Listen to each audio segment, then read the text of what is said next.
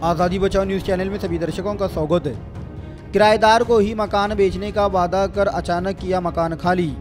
दरअसल सोलापुर शहर संगम नगर परिसर में मकान मालिक श्रीनिवास नारायण दोड्डी का घर है, जिसे रमेश अंबाजी संसू को कई साल पहले किराए पर दिया हुआ था। मकान मालिक उस घर को रमेश संसू को ही बेचने का वादा कर अचानक आज 12 फरवरी 2024 को बंद घर का ताला तोड़कर किराएदार रमेश संसू का सामान बाहर निकाल रमेश और उनकी पत्नी सविता जी को जान से मारने की धमकी दी है। ऐसा आरोप खुद किराएदार रमेश ने किया है। 25 वर्ष झालं इथं राहतो, आम्हाला धमदाटी देऊन खाली करा म्हणा लागला। मी खाली करी नाही म्हणजे आम्हाला देतो म्हटलं, जागा तुम्हाला देतो म्हणून 24 स्क्वेअर फूट सांभाळायला दिले, पण त्यांनी काय बोलताय आता देत नाही ते म्हणून दुसऱ्याला विकलो सोडा म्हणून बोला लागलाय।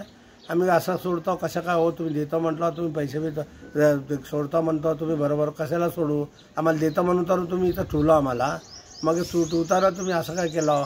मग पाडंपाणी आम्ही नसताना आमचं कुलूप एक लात मारून एक दरवाजा काढून सगळं काढून पाडून गेलो। मग आम्ही कुठं झोपायचं, कुठं राहायचं, कुठं जेवण करायचं, आम्हाला कोण नाही तर आम्ही आणि आमचे बायको आमच्या मुली आहे, एक तिघच राहतो आम्ही लहान। आमच्या घरात कोण राहत नाही काय नाही, आम्हाला पोरं बी नाहीत, एक पोरी आहे। आम्हाला एवढा सतून एवढा त्रास करायला लागला, दुनियाचा त्रास करायला लागलाय। आम्हाला कुठं यावं काय नाही, आम्हाला सोची नाही। असं केलंय देते म्हणून आता असं करायला लागलं। 2-3 महिने झाला असंच बोलायला लागलं तरी आम्ही सोडत नाही बाबा म्हटलं, असं आम्हाला तंग करायला लागलाय। मग काय त्याचं आम्हाला काय तर न्याय पाहिजे म्हणून आम्ही बोलायला लागलो सर, म्हणून एवढं वाक्य सर। संगम नगरमध्ये राहायचे आम्ही, संगम नगरमध्ये राहतो आम्ही। श्रीनाथ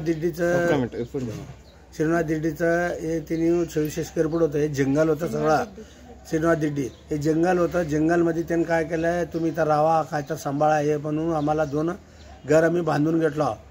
घर बांधून घेऊन इथं आम्ही राहिलो। त्यांनी काय बोलतात आता सोडा म्हणून बोलताय। 25 वर्ष जंगल होतं, एवढं चिखलमध्ये लय त्रास द्यावा लागला। एवढं चिखलमध्ये आम्ही चिखल होतं तेव्हा, हे काय बी नव्हतं, सगळं जंगल होतं तेव्हापासून आम्ही आहे। त्यांनी तर येत नव्हतं इथं, 6-6 महिना वर्षांना बी येत नव्हतं। आता सोड म्हणताय, असं आम्हाला धमदाटी देऊन आम्हाला लय त्रास करायला लागलाय। त्याच्यामुळं काल हे केलं आम्ही, रात्री आम्ही रोडावरच झोपला, जेवण कुठं करायचं म्हणून आम्ही रोडावरच जेवण केलं, असं आमचा हालत केलेला आहे। श्रीनाथ दिड्डी ते वरतीला कोण विकलंय म्हणताय, त्यांनी येऊन आम्हाला दमवू लागलाय। येऊन ते कोण आहे त्याला माहित आहे, त्याला आम्हाला त्यांचं नाव माहित नाही, वरतीला एवढंच माहित आहे आम्हाला नाव।